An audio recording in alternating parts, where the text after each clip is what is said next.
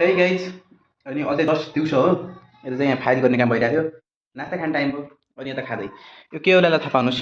हेर्दाखेरि के जस्तो छ यो चाउमिन होइन, यो खास के हो भनौँ, धुलाबाट चाउमिन गराइदिए। अझै त्यसलाई काटेर चिरेर तेलमा मुछेर भुटेर यो धुलोको खराइ। मैले फेरि रोटी आलुको तरकारी बनाउनु पर्ने।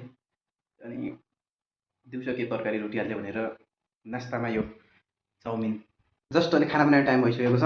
पछाडि खाना पाक्दैछ। अनि आज अब यस्तै भयो। अहिले त दिदीमा गीत लगाउँदै खाना बनाउँदै। अनि हिजो चाहिँ खास कन्सिस्टेन्सी भएन क्या। भिडियो हालौँला भने पनि हाल्न पाइएन। कारण भने म भिडियो एडिट गर्थेँ खाना बनाउँदाखेरि अथवा खाँदाखेरि त्यस्तै गर्थेँ। हिजो खाना बनाइएन, यता साथीकोमा खाएको थिएँ। अनि त्यस कारण पनि हाल्न पाइएन। अनि त्यस्तै भयो। बाँकी अब पढाइ चलिरहेको छ। यहाँ फाइल बनाउँदा बनाउँदैन यस्तै दिन गइरहेको। दिउँसो पनि खास हल्का फल्का भनौँ। अहिले उता अब खाना बनाइरहेको छु। अब खाना खानु पऱ्यो है।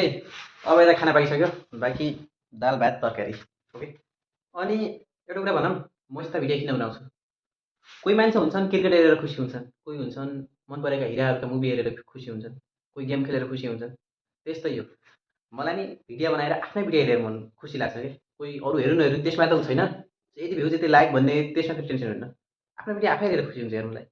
मलाई भिडियो बनाउन अलि इन्जोय लाग्छ। त्यस कारणले हेर्ने मन छ भने हेर्दै गर्नुहोस्, नत्र स्वाइप गर्नुहोस्। अब खाना खाएर भइसक्यो 8:30 भइसक्यो रहेछ। अब थोरै धेरै पढ्नु पऱ्यो ओके। यति नै। भाइ हेर्ने मन छ भने यस्ता भिडियो हेर्दै गर्नु होला, आउनेछन्, नत्र नट इन्ट्रेस्ट हानिदिनु होला।